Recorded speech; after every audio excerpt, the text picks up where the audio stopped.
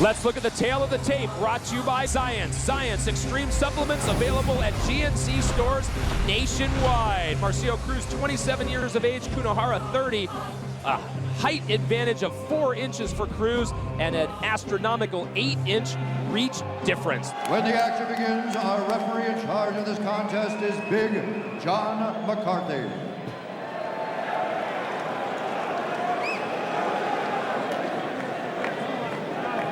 Kunihara against Cruz.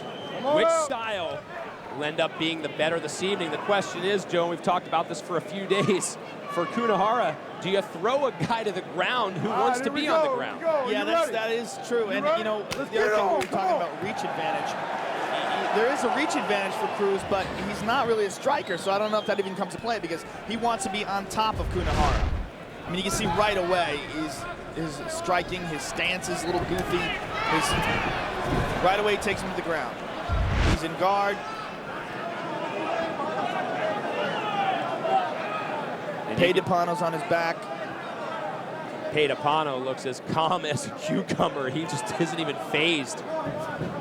You know what? It's within his best interest to act pretty quickly before Kunihara starts to get sweaty and becomes slippery and gets harder to control. Like again, we said Peidapano is used to competing in gi competitions. I mean, he has competed in Abu Dhabi, going for an omoplata.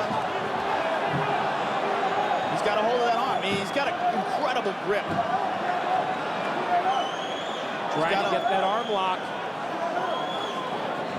Kunihara holds it off, pulls away. And back to his feet. Kunihara avoids an early clinch. This might be the worst striking we've ever seen in the UFC. I mean, you see Peidapano right away. I mean, he looks like he just started striking yesterday.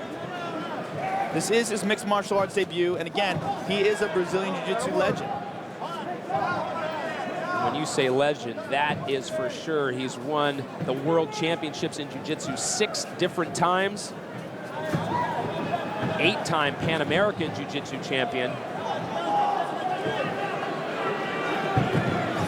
Kunihara goes to the sweep, or takedown rather, but is blocked by Cruz. Tries again, and he's got it. That was really telegraphed. I'm surprised that landed. I'm surprised he got that off. Peidapano is on his back. Kunihara's in side control. Peidapano gets a hold of his leg, drags him into the half guard. Now he's going to look to stuff his leg back and get him into full guard, and he did that. Now he's got one butterfly hook in, one overhook with his right leg, and I'm going to look probably for Peidapano to sweep.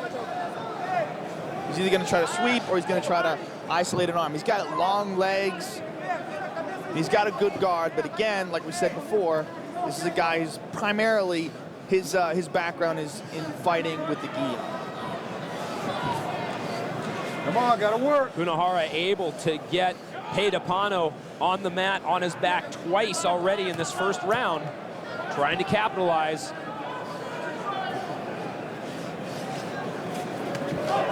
He's gonna work, let go of the fence. Up against the fence. As we wind into 3 minutes gone in this first round. Now Peidapano's got to do something here. He can't let this guy just press him up against the fence and hit him with these little punches because he will lose this round. He's got to sweep him. He's got to try to go for submission. He's got to do something.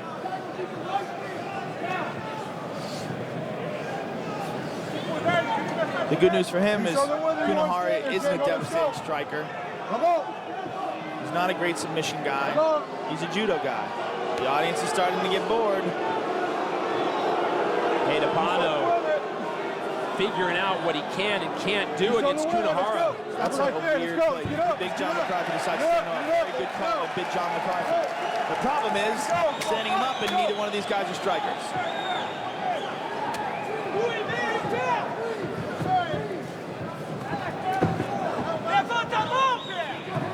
I mean, this is playground striking 101. Whoa, connected right hand. I mean, Peidapano's got the perfect body for a striker. He's tall, long limbs. He just doesn't have enough experience in it. And that should come with time, shouldn't it? It should come with training, you know, but, you know, realistically, this is his octagon debut. He probably should have already done that. Tries to drag Kunihara down to the ground, unsuccessful. Kunihara is showing some really good base, and Pedipano is content with being on his back, but he's not doing anything. He's on his back, he's got double underhooks and butterfly. I mean, the only thing that's here is a sweep. Okay, now he's in a half guard. There's some sweeps. Is he in a half guard or is he? No, okay. His legs are so long, it looks like he's in a half guard. He's got one butterfly hook in. And the left leg is over. Look at he's trying to sweep it, but Kunihara has some really great base. Kunihara back to his feet. On his feet once again as we wind down round number 1. I would just like to say right now that Eddie Bravo called this. He thought that this is exactly how this fight was going to go down. Kunihara, the aggressor, it seemed, in round number 1. I mean, if this was a gi jiu-jitsu match, Kunihara would already be unconscious. But it is not. Let's take a look at the replay. Beautiful hip toss in his first round. And this is core strength right here. You look at him, he gets that left underhook and just swings his body over and bang. And you can see the surprised look on Cruz's face. Now here's the right hand by Cruz, but I mean, look at the way he threw that. His head was back, his chin was up, his weight was leaning back. I mean, it's like he was throwing the punch and worried about being hit at the same time. I mean, you can tell this looks like a guy who's just started striking. And again, this is no insult to him. He's a jiu-jitsu legend. It's just, this is mixed martial arts. It's a completely different game. We get set for round number 2. I mean, you remember when Michael Jordan started playing baseball? I remember well. Holla. As do millions of other baseball fans around the world. I'm sure Michael would like just everybody to forget. Well, Pedipano can forget about that first round. Time to move on. You ready? I would like to forget about it. Back up. Can we skip to the third round? Come on. We might have to. I mean, I just don't know where this could possibly head. This is, you're going to see more of the same. This is an unfortunate pairing. You hear his coach yelling, "Use your hands," to Kunihara.